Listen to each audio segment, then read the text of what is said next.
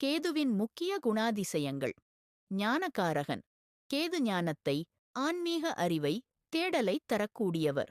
ஆழ்ந்த யோசனைகள், வேதாந்த ரகசியங்களை ஆராயும் திறன் ஆகியவற்றை அருள்பவர். வைராக்கியம். உலகப் பற்றுகளிலிருந்து விலகி வைராக்கியத்துடன் வாழும் குணத்தை தருபவர். மோட்சக்காரகன். முக்தி நிலையை அடையக்கூடியவர். மறுபிறவியின்மைக்கு வழிவகுப்பவர். தனிமை. தனிமையை விரும்புவது, தனித்துச் செயல்படுவது கேதுவின் குணம்.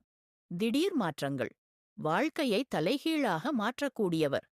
மனதை பாதிக்கும் மாற்றங்கள், இடமாற்றம் போன்றவற்றை ஏற்படுத்தக்கூடியவர்.